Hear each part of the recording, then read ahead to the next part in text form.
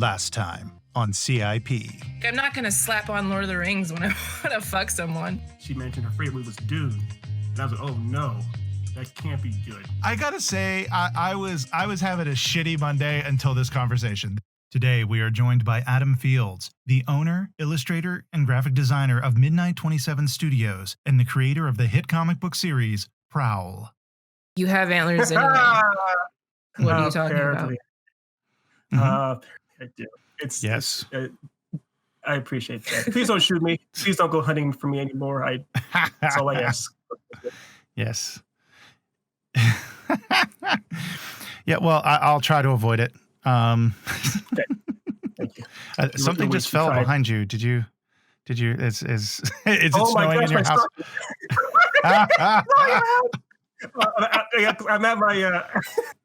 I'm at my parents' house. So this was it's kind of a slapdash job as far as like my mom was like, how can we decorate the back? Because I said, here's the background, Mom. And she goes, no. And she said out loud, no, it's not. How can we decorate this? I was like, well, I am a single bachelor. I don't know what that word even means. And so we kind of like put this together, this little hodgepodge of things. Yes. My good old mom. It was so nice. She's the sweetest person in the world. The best part about my mom is that I can't even when I saw her, I always met her a couple of times. She always gives her a big old hug. I can't hug her because I'm doing the whole 6 feet apart for a couple of days there to make sure it's safe. Aww. So it's weird being around the most, gentle person in the world and just not being able to touch them. Yeah. But damn this virus. Anyway. Yes, it sucks. Yeah, it does. Yeah. So let's go to happier things, like a werewolf cult and other such craziness. So where were we? So we had finished Act 1. Say now no we're more. doing. So we finished Act 1. We're doing. We got to load into Act 2. We had some ideas for that, I think. Yes, absolutely. So one thing that definitely we were working on is that Adam is a man of many, many talents, and he had already had a couple of ideas for the some designs essentially for the minister / spy that's in the story now. And so Ari is working on that.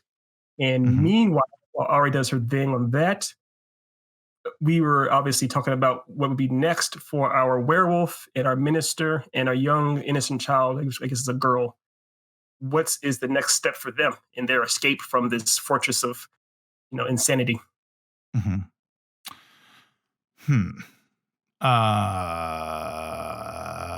They get out. No. Done. Good night, everybody. Very quick. Damn, nice.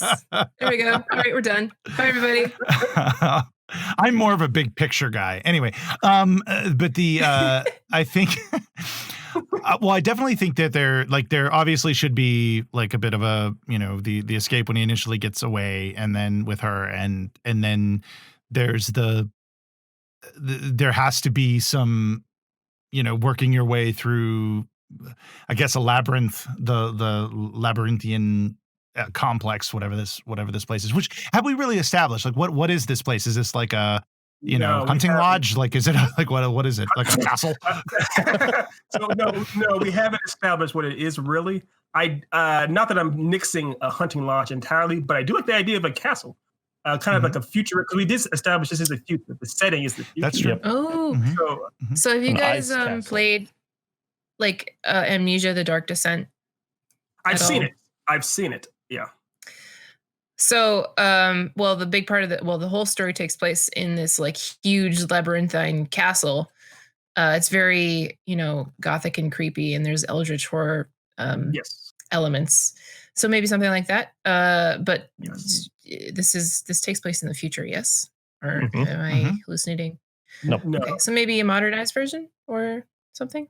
No. I mean, we don't have to. Yeah, we can definitely modernize and update even further in that type of castle. So yeah, so we're thinking of a super duper type of futuristic cult-ish neo-noir castle. So I love it. That works really. That can be super. That can be awesome. Even in I know Ari knows this. Adam might know it too. But in the series, the Vampire Hunter D series that's supposed to take place in the distant future, actually. So the castles that are in there that the vampires are like living in, like Dracula's living in, those are actually futuristic castles after dystopia. So a castle like that, where it actually has modern innovations and things, is a cool setting, I think. And it's all it looks very culty. It looks like Castlevania, but like, souped up a lot. So that can really work. Yeah. I like that. Okay. Perfect. And also a castle, there's lots of large areas, lots of large foyers and everything for lots of, bigger.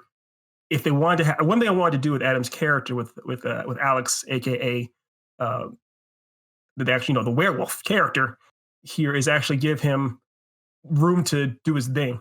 You don't want to have a werewolf always sneaking around and doing little small jabs. You actually want to give him time to actually give him space to like leap over top of people and grab whole herds of crowds and do big bombastic werewolf type of things too. So giving him ample space to do that when he needs to. And there'd be tight corridors. So when our spy character needs to do something, he can do that too. And there's also in the big castles, little hidden and little nooks and paintings that are doors, and exactly. So you can actually give the element of surprise. Right. You're right. Like go full Scooby-Doo with blood. Absolutely. Yeah. I love it. Okay. So I guess the first thing I think we talked about last time, Nate, where you mentioned they were in a closet or something. So he kind of pulls them into a closet and says, "What the hell are y'all doing?" kind of thing, essentially like that. What are you doing here, basically? So one thing that I think that's important is that the rest of the cult, they still don't know that the minister, that's a double agent, is in fact not on their team. Based off the drawing Ari has right there, he can easily wear a mask so that even if he's out in the open, essentially helping the werewolf and the innocent child, the other cult members still don't know who it is behind that mask. So he can still be playing both sides during this while he's trying to help them escape as well. That's part of the espionage. So we can have it. Go ahead. Well, I was gonna say, could we maybe have it where we don't like he shows up, he tries to help him. They're like, "Who are you?" He's like, "Don't worry about that." Like, and then it's revealed later that he's the minister. What's her name in Zelda? Zelda Ari, Sheik or something? Sheik. Sheik. Who is Zelda? Who actually Zelda? Yeah, Zelda. It's actually Zelda. Yes. Yeah. Yeah. That's what I'm bored with that. Let's do that, Nate. So the person that actually saves them, from a perspective of Alex and the innocent child, there's someone just pulls him to the closet looking like this guy in a mask and says, "What the hell are you guys doing here?" And he just said, "I'm here to help," essentially. So in the audience perspective, audience privilege, they never see the minister and this character in the same room at the same time, but they never think about the fact that they're one and the same either. So yeah, I like that. Yeah. By the way, Adam, what is this character's name? Have you named this character? Yes, I have, and it actually is Sagar. It is based off of the military missile. He is very good with tech. He doesn't have a first name. That has not been revealed yet. So the code name could be Sagar in this little short story. So whatever he goes by in his minister name could easily be just a false or an alias. Perfect. But yeah, he's a military. It fits perfect with the whole spy and the sneaking around and all that. I like. I thought he was going to be perfect for this character. He is actually. He is, because one thing I kind of forgot last time is because it is future tech can play a role in so many aspects. So, for example, how the way that that Alex and the innocent child are able to escape in the first place is because he may actually, it may seem like that all of a sudden the power goes out when he's trying to do this big huge sacrifice on the in this ritual, but it turns out he used like some gadget on his wrist to kind of like do an EMP to knock all the power out instantly for a few seconds or something. So yeah, that's a cool idea. Exactly. Okay. That's exactly what he would do too. He would find a way, and he's always like 10 steps ahead of everybody and plays out every scenario. Perfect. Perfect. Yeah, I think that I think that'll work with the fact that because to really throw the audience, because the minister looks like he's seriously about to sacrifice this kid, And and so I think that'll work. That if you said that and I missed it, I apologize. Just no, it's okay. Okay. Yeah, you're on cue. No. You're on cue. You're on cue. You got to win. Okay. Yeah, you're on cue. One thing I can see it is if the minister himself is like has the knife raised up over the head of the innocent child or whatnot, he has his hands up like this, and while his hands are up, he just kind of does something on the back of his hand to kind of set off the EMP. And we, from our perspective as an audience, we just see the minister aggressively leading these cult leaders to try and kill off the child and apprehend the werewolf. But it turns out when we go back, we do one of those things at the end. We kind of do the reveals. We see all these kind of flashbacks showing that the ways that the minister kept, or that Sagar kept doing little things to make their escape that much more easier, so to speak. How he kept aiding them and abetting them along the way, so to speak. Yes, that reveal is always beautiful. Yeah, how they did it. Right. So essentially the first thing that happens, he has the knife up over their head, getting ready to sacrifice the child, releases the EMP blast, shuts all the electricity off in the room. And because PROWL has his sense of smell and other sense, I don't mean to get too liberal with your character's abilities, but I'm guessing he has some heightened senses as a werewolf, right, Adam? Absolutely. So he could probably, when everyone else can't see what's going on, he could at least smell or see a little better in the dark. He's able to grab and hear too. Hearing is a big one. Perfect.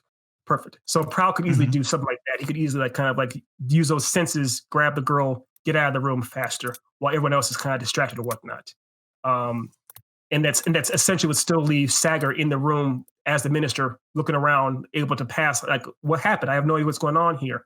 Then later on, once PROWL and the girl get off into a closet or something like that, that's when Sagar could show up and say, what the hell are you doing? What's going on here, essentially? But he's in his helmet. They have no idea who it is. Okay, so that's where we are now. That's where we are. And then PROWL could be, and I think we had a part of the conversation was established that Sagar's asking, like, what the hell are you guys doing here? And PROWL's like, or Alex is like, they dragged us here. I'm trying to help this girl. Of course, I don't want to kill her, but we need to get out of here somehow. He's and obviously Sagar, who's been inside this cult undercover, knows a way out. Basically, he's like, okay, here's essentially a course you can take. And he actually we could go. Nate, do you have an idea? No, okay. Sorry. I was chatting with the chat. Okay, because we have future tech, we could go full Mandalorian essentially, where he pulls out his wrist and pulls up a digital map or something showing the actual ways out of the actual base that they're inside. And he says, if you take up this route up here, go around this way, kind of like that. And PROWL looks at the map and realizes which way you need to go, essentially. And it could be something also where he says, if things go south, meet me here, or I'll try to meet you here, or what have you. Kind of essentially, they try to lay out some kind of a plan, more or less. And so the next step is for PROWL to get him and the girl to get from point A to at least to point B for the time being.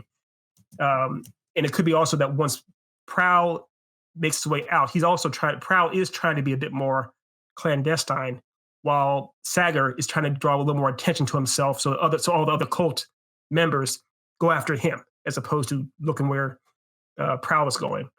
So once they break off from outside the closet, they could pretty much. The Sagar can make a whole bunch of noise and everything else, draw a whole bunch of attention, fight a whole bunch of guys in a very cool, charismatic assassin type of way, while PROWL sneaks out the back and jumps around like a cat, essentially trying to get to the other point. Yeah, I like that. I like the idea of having essentially a misdirection happening that that can kind of be continually happening during Act 2. But I think there should be like a point where we think Sagar has been compromised, or no, not compromised, but like captured, essentially. Yes. And there's like this, and from the audience perspective and from PROWL's perspective, I think Alex's perspective, that we don't know what happened. Like we don't know. We just know that he has been taken out in some way, and we think he's captured. And then that's kind of part of the thing where we were able to kind of remove this help for a little bit, so that way we can then build up to the climax and then obviously the reveal. And yes, I like that a lot. Yes. I'm sorry I'm talking so much. I was looking forward to the story all week. One thing I had in mind was this is all about misdirection. And because you had that awesome idea, Nate, where we don't actually know that the minister himself is in fact Sagar.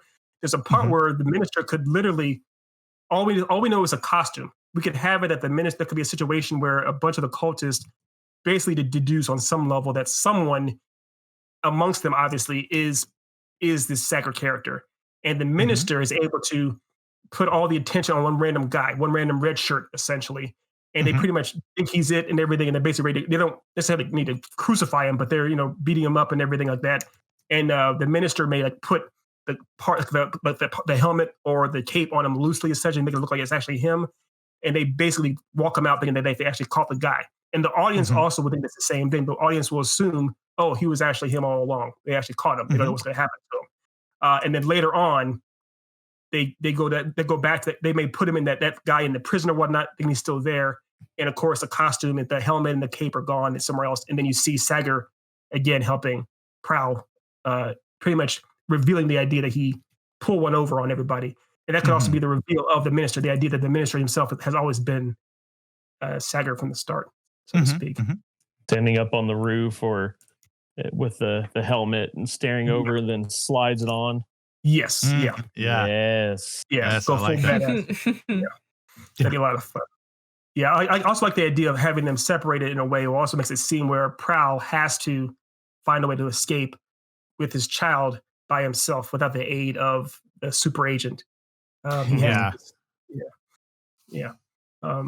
it's yes. Wow. Okay.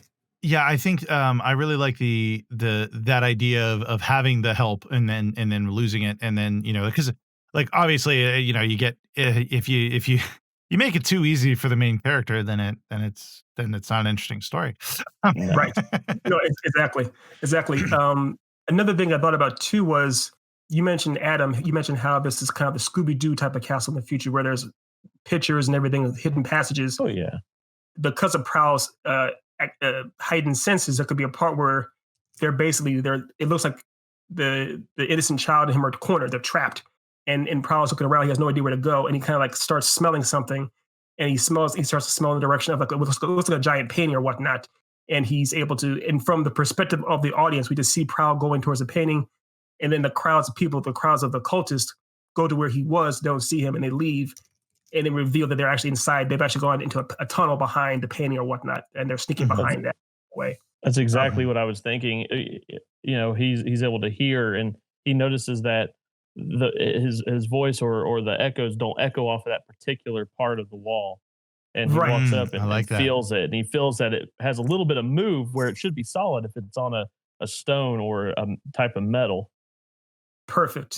You mentioned the hearing. That's a good thing. Another way we can play with it is actually showing if it was like a movie, not the close up of his ear as he hears a cultist kind of coming towards him. So he doesn't actually have to see them. And the idea is he can tell where they are by using his hearing vision, essentially, like Daredevil or whatnot. And you can kind of tell they're coming towards him. Yeah. So yeah, that could work fun. I have a question. So with these cultists, are we just because I guess I'm trying to think like what makes them a ominous presence? Like, is it their numbers? Is it like do they have trained guards? Are they like Scientology? Like what makes them scary? Because frankly, like you get 25 guys versus a werewolf, my money's on the werewolf, like even if they've got weapons, you know what I mean? Like, cause we're talking supernatural. Yeah. Okay. What are Alex's weaknesses? Is he weak to silver bullets? No, actually I got rid of that. He's basically is just the same thing as a human in wolf form. Okay. I kind of rewrote the whole werewolf thing. So like weak to regular things that a human would be weak to, except probably he's a little stronger. Yeah. Okay. He's got a little more endurance. He's got a little more, strength and all that, but still can be killed by any bullet. Okay. Right. Okay. So I mean, then we're looking at probably numbers is what's scary, and that it's just one werewolf up against a cult who has sort of predicted the werewolf would be there or is worshiping the werewolf and knows, or has contingencies to deal with it. Perhaps. Yes. Maybe he's never faced this many. He's never faced this many people. He's he's always tried to stay on the DL. He's always been trying to be quiet, and here they've known about him and have been expecting him. That's kind of throwing him off his game. And we could, and we're not trying to get too much into canon or disrupting canon that much, Adam. But it could be a certain thing where you're fine. As best Alex knows, he has no real weaknesses. He's just a regular dude. But it could be that because these guys this cult is so obsessed with him, they've discovered certain things he is allergic to or weak to. We don't have to go. Yeah, like poison. Yeah. Like a certain kind of hemlock or what the things they realize they know about. And they're able to use those. Also, it'd be kind of fun too if this is a cult, but they're extreme zealots. It stands to reason that they train with different types of weapons or these poisons, like I already mentioned, other things too. So they may not just be regular guys and gals. They could actually be pretty beefed up. Some of them could be, at least. There could be, like Nate said, some could be Scientologists, some could be scientists, some could be extreme athletes. They could all be the whole gambit in there. And the fun thing, we actually could see different types of opponents and combatants that Alex and Sagar have to deal with. So there could be another type of guy that is very much. I'm seeing a set of twins that he has to deal with in this compound, where one of them is a bigger, taller one of them is a smaller, quicker one, that are both really. See, I immediately thought of the twins from The Matrix Reloaded. Oh yeah. That could work too. Yeah, that could work too. Something like that's fine. I thought of The Shining. That's too scary. All three of those ideas together. That's too scary. We are in an awesome kind of haunted espionage castle, so yeah, go creepy. They want to play. Man. Espionage castle. Yeah, like I have this idea. Like I really like an idea of almost combining the two, where you have, like, he walks into this room and there are two creepy little girls, and he's like, just, can you just go away? And like one of them like mutates or something. Like, I know this is going into like a weird thing. We have to. Okay, no. Hey. Before I know it's like little Tiffany from Men in Black. Oh yeah. Craziest one. Yeah, she does. Yes. So what we could do, this is, you guys can curb my enthusiasm later, but my first thought was, these are cultists in the future. There could be something where they say, what makes you think you're the only thing we've been worshiping? What if they've actually found other creatures, and it's revealed that they found other creatures? Like you mentioned Tiffany. What if there is a massive telekinetic powered mutant that they found? What if there is what if there are these ghost twins, like from the Matrix, that they found? What if there actually is a creature from the Black Lagoon that they found? All these kind of crazy monsters, or some of them, are in here, and they in the course of the night trying to escape. Alex and Sagar do have to deal with some of these things along the way, even if it's one or two of those kind of. What if they know the secret of the stone? So what? What if they know the secret of the stone and they have their own? Stone, yes. Because we kind of we're kind of forgetting that little aspect. That's what turns him. Yes. So who knows that they know the secret? Maybe that's why they know he's coming, because it may have sent a signal out that there's something that it's starting to flash, or it's starting to. They just know that there's something there that they've got. Yes. And they're ready for it. So if they have another stone, or maybe a shard of the same stone, or however you'd like to play it, does it turn the wearer into a werewolf, or is it a different creature? Why not a different creature? Why not? That's what I'm saying. That's what I'm asking. Could be. Yeah. We could establish that Alex's stone turns him into a wolf, but other. You gonna say something, Nate? Go ahead. Well, yeah, I was gonna say it could be like it could be like the stone will essentially turn you into something, but it kind of depends on the person that's holding it, that's putting it, that's wearing it, and that affects. So like these two creepy twins turn into like ghost killers, because that makes sense. And it's fitting. But why not? Well, that's what I'm saying. It's like, Yeah. You give me 2 little girl twins and you say, okay, what kind of creature would they become? I would ghost killer, just right there. But and then, you know, but it kind of depends on the person. It depends on the people who are holding it. I think that would be interesting. And I think that would almost be interesting is to kind of like, I'm thinking like to get the espionage. Wow. I put it on the wrong syllable. Yes. You said it better than I could. I didn't even try anymore. I say that French. Anyway, I think it would be very interesting if it would be kind of like this is supposed to be a spy thing. Have it kind of be almost like Metal Gear Solid, where like because like that's what he's fighting.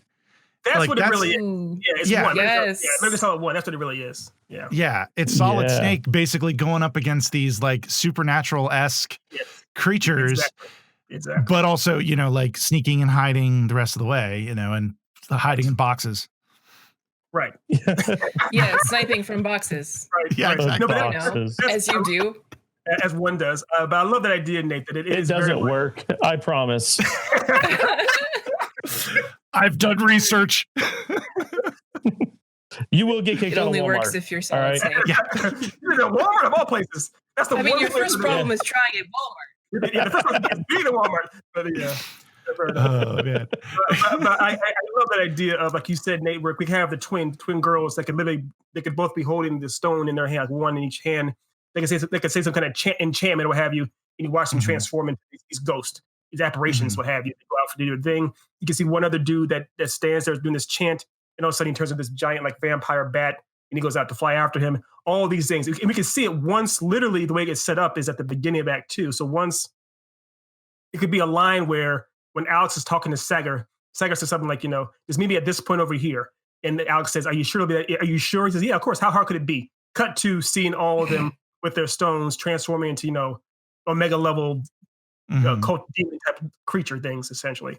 And so, like you said, it's setting up the idea of Metal Gear Solid, in which there are a whole bunch of. The goal is simple: get outside the building, but there's so many things, so many obstacles within that building trying to stop you. So yeah. Yes. Okay, cool. We can definitely do that. And the fights will be fun because there could be fights where, like you mentioned, there could be a powerhouse of a type of a character that the PROWL goes up against. And there could also be characters where it's just a full-blown anime level fight where it's them knocking each other through walls, and you see the little innocent child just dodging all kinds of shrapnel and debris and crap.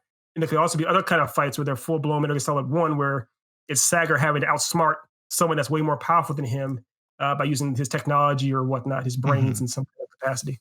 So yeah, that'd be cool. I think that would work. Yeah, I think that'd be awesome. I get I'm always looking for the funny, but I find it.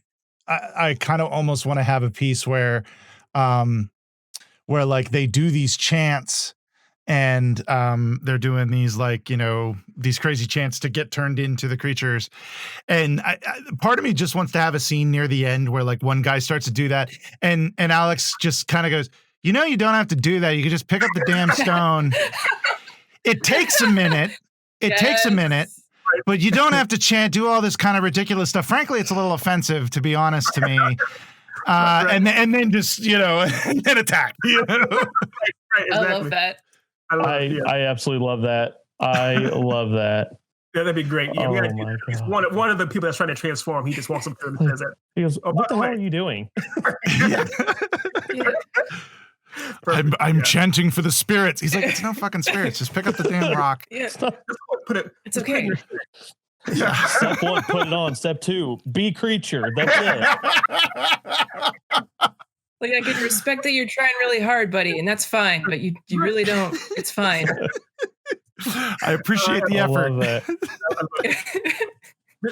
There's something, I don't mean to throw any more wrenches in this, but as Nate tries to find the funny, I try to find the nerdy. We're all familiar with Mega Man here. One of the tenets of Mega Man is that as you beat somebody, you can acquire their powers or abilities. If we have it that PROWL or Alex is beating these other characters with stones, he picks up their stones too. We could, I know we're getting really, really off canon here for you, Adam, but we could have it, he's able to get temporary abilities based off of the other stones in some way to help him, or that'd be fun.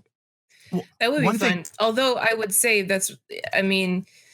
it might be interesting to as a counterbalance is that the more stones that he wears, the shorter his time limit is, and the more like animalistic and fucked up and terrible he will become if he puts it on for too long. Okay. Yeah. I like a messed up Captain Planet. Yeah. That's a pull.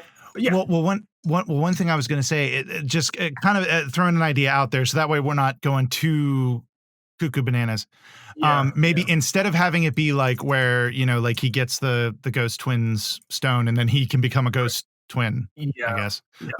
Instead of that, since it's not possible for him to have a twin when he doesn't already have one, maybe have it just be that he becomes more powerful. Like the stone, it just juices him up more. But it also has that side effect that Ari mentioned, which I really like. His health bar adds just a little bit. Yes. Yeah. But also his berserker gauge goes up a little bit more too. And the idea is, remember, he's around this innocent child, and the child is watching him like get more amped up and juice, and he's pretty much saying to her like, if I ever tell you to leave me, don't if I ever get, I will know that I am not safe to be around. If I ever get to that point, you have to get as far away from me as you possibly can. So so I'm sorry, Nate. What if they would be? Oh, good. No, good. You go ahead, Adam, and then I'll. I was going to say, I think I have a really good ending for how we transition to Act 3. So go ahead. I want to hear yours. Okay.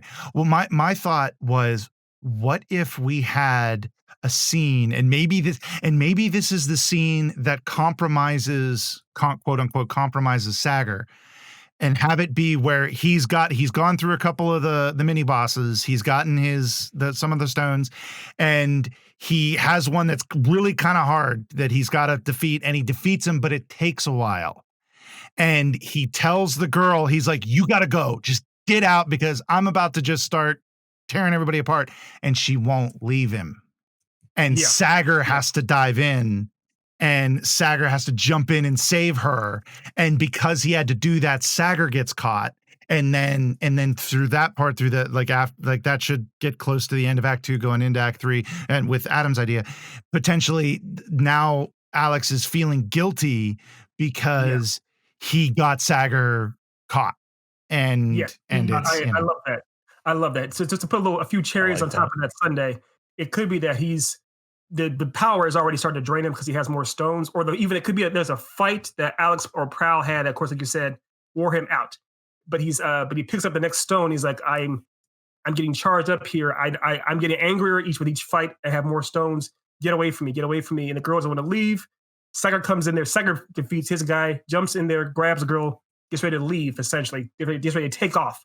But Sagar may face a few too many guys himself. He also puts the girl inside of another chute or like behind a painting or something, and then puts her in there. Just says, crawl away, get away as far from me as you can. And while he's doing that, essentially we go back to Prowl, and Prowl is getting surrounded by essentially, and he pretty much has a whole bunch of stones, and you see him just like go full berserker mode, and it's the nastiest, most bloodiest, raging mess that he does. He's destroying the entire room, but he goes so ham in there like the Hulk, destroying the walls and destroying the floor. He literally falls through the floor like down to the sewer essentially, and he's pretty much knocked down the basement of the sewer. And so that kind of removes Prowl for a little while. And while Prowl is taken out, he's not near Sagar, and then Sagar has obviously helped the girl escape, and so the cultists catch up to Sagar and they're like, what happened? What's going on? So that's when the Sagar has to find a way to put the blame on somebody else. He has to find a patsy, essentially, because there's he wasn't able to get out. It's like a small grate or something he puts the girl into, but he wasn't able to follow behind her. So he has to basically get out of costume and find someone else to start putting the blame onto, essentially. And he could put a costume, like he could just take off the costume and put it like on the floor in some like little cubby or something like that, and they could discover the outfit. And it seems like, oh my gosh, again, from the audience's point of view, it seems like obviously it's clear that someone walking around in there is in fact Sagar, but they have no idea who it is. And the minister is doing this hardcore interrogation, asking everyone who it could possibly be, essentially. And he does something where he tries to start working out some math, and he starts looking at one red shirt. He says, it's you, wasn't it? It was always you, kind of thing, and pointing a finger at him, more or less, and they assume that it's actually him. along with the audience. Now, Adam, what was your idea to go into Act 3?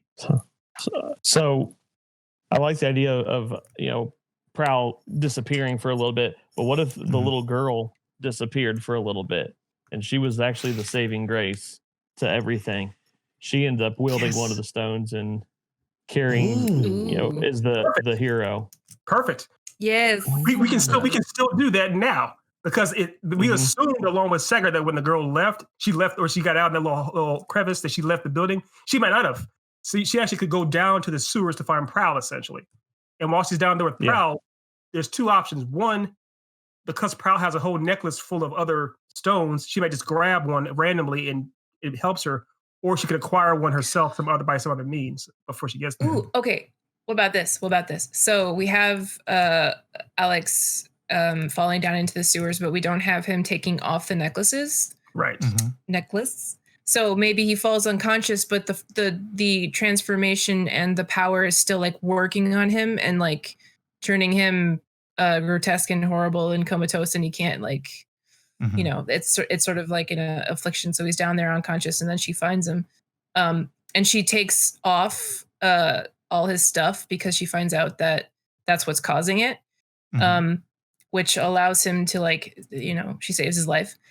But then she realizes what they do, and then she puts it on and goes to save the day.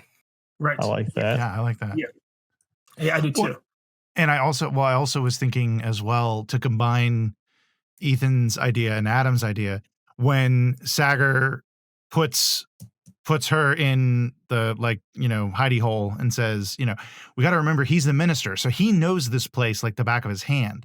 Right. So when he puts her in there, he basically goes, here's what you do. And he gives her directions and I don't know what it could be for. Like it could be, go down here, make sure you stop in the restroom and then continue on and give her directions to get something or something that might help. And then along the way, she finds Prowl, because wherever he sends her, it takes it through the basement because, shortcuts do that sometimes. And, and then, and then it kind of goes from there. And then she sees it, realizes what's going on, puts it on, and then she just goes completely crazy. And, But one thing I thought about too was the idea that, the minister definitely directs her to where to go. He puts up the map again saying, here, go here. You'll be safest here. You get whatever you need, have you. But once she gets down in the sewer with Prowl, the minister could have told her, you're going to have to destroy those stones. Those stones are killing him. You're going to have to destroy them, or if he does want to give her that direction, it can go that way. Or he could have not even told her about that. But when she's down there with him, she realizes it was happening, and she takes the stones off of his neck, and she just starts breaking them, starts just destroying them, starts bashing them. But before she can destroy the last one, it's a random one. Before she can destroy the last one, the creature from the Black Lagoon essentially pops up, and so it pretty much forces it kind of. She falls back with the stone on top of her, and the stone kind of gets into her body because of that. And while the creature from the lagoon is picking up Prowl, getting ready to just bash his head in a sense, or he actually could be throwing him around, could be beating him up, but Prowl is still too weak to fight back. That's when she pops up, goes full Deus Ex Machina, and turns into something completely different and saves him, saves him that way. And then then she pretty much while she's in her altered state, she picks up the wounded Prowl, and the two of them get out of there. And then we can have the moment that Adam had mentioned before, the idea of go full Mandalorian / Batman, where after the minister double agent has, sold out the red shirt, they're all all the cult leaders, all the cult members, we've got our man, everything's great. They turn around, they notice that the armor is gone, and they look up on the huge peak of the castle, and they see the Sagar standing there, putting the helmet slowly on top of his head, and he flicks them off. And then jumps off or something. He has to flick him off. Yeah, obviously. Yes. Of course. Well, I think it would be interesting if it was the flick off was he kind of salutes him or does whatever weird hand signal thing that they have to because all cults have that apparently. I guess I don't know. Of course. And then he turns around, jumps off, and then the place blows up. Oh yeah, I like that. Cool guys don't look at explosions. Yeah. Right. I actually like that. Yeah, we got. Yeah, let's do that then. Yeah, exactly. Yeah. It could be. Yeah, that's what my vote is right there. I like that. Yeah. Big explosions. Big explosions. Yeah. Got to have an explosion in there, and an espionage. You got to. Oh yeah. Right. I think it's a sin if you don't. Right. Yeah. Nothing says clandestine like a giant explosion that you can't live. Tell that to James Bond. Yeah. Right. Touche. The most out there spy in all of existence. Like the fact that he uses his real name every time. Exactly. Yeah. I was just thinking, like James Bond. No, you idiot! Don't give your name. Like why? Hello. That's why they have to keep replacing him because he's giving up. Yeah. Yeah. James Bond number 7. What happened to the other 6? Don't ask. Don't ask about the other 6. Yeah. When are they going to write that into their handbook? Don't tell them your real name. Yeah. Right. The easiest thing. Make up a think. You'd think that they would have done it already. And that's the other funny thing too, is that like all the bad guys seem to know him. Like all the bad guys are like, oh, Bond. Immediately. No surprise. Yeah, Bond. It's like, what? Okay, first let's go to Webster's and look up spy. Okay. Right. Or undercover. I just love the idea of like this cadre of bad guys like looks at Bond rolling up in his stupid like expensive car and he's like, ugh, not this guy again. Yeah, I know. He's so goddamn pretentious.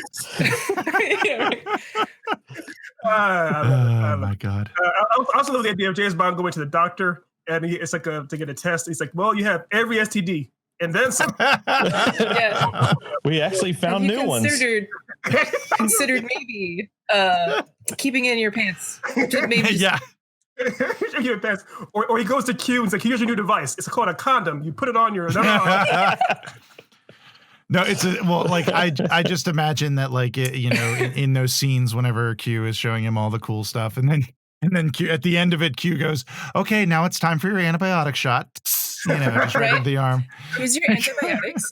Here's a pack of condoms, and we're going to just gently escort you to sensitivity training. We got a lot of complaints. I mean, a lot of complaints. A lot of complaints, James. Exactly.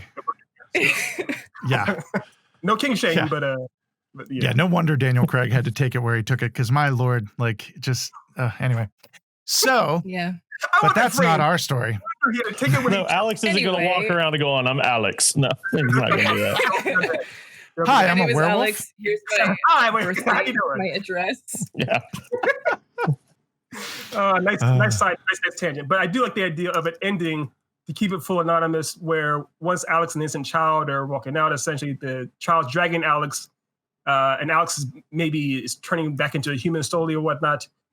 Sagar comes up to him, and Alex would just simply say, while he sees Sagar in his outfit, he could say, Mr. Minister. And he goes, something like that, kind of to acknowledge that Alex figured out who he was all along. Yeah. And he could say, Sagar could say, when did you figure it out? And he goes, I'm a werewolf. I could smell it on you or something like that. Ooh. Oh, yeah. I like that a lot. Oh, that'd be cool. I like the whole time.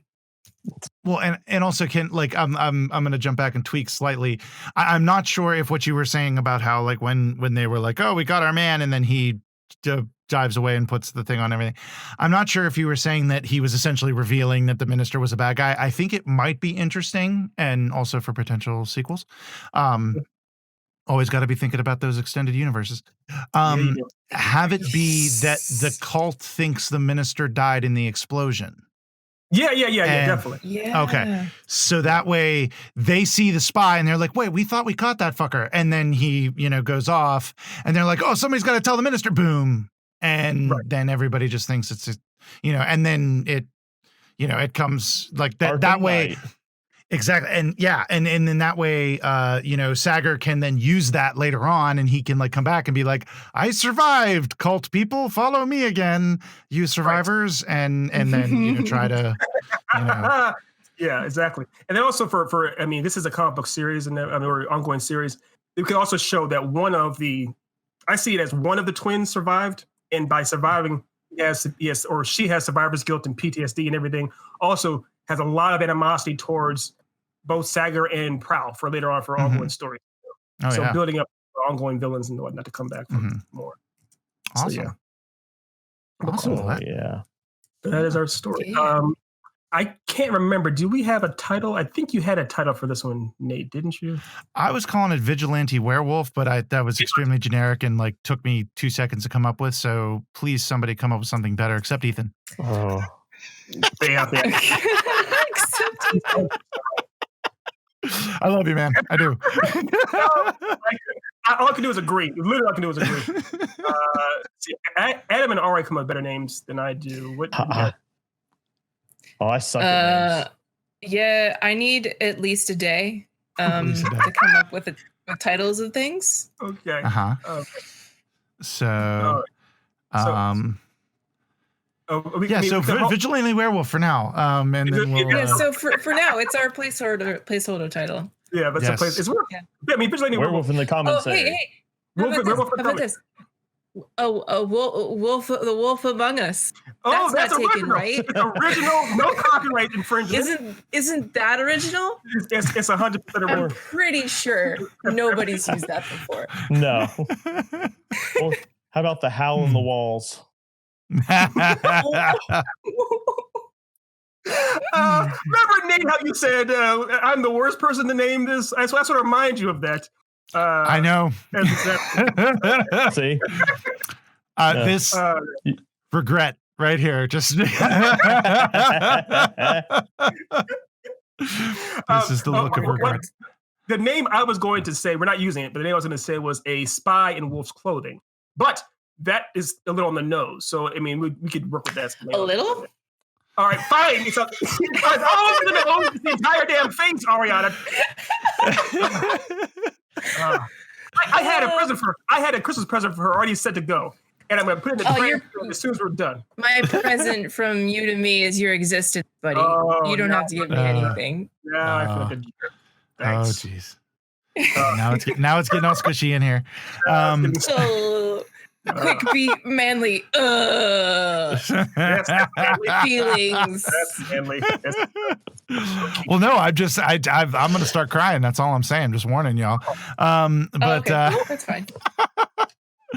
So yeah, I think that's good.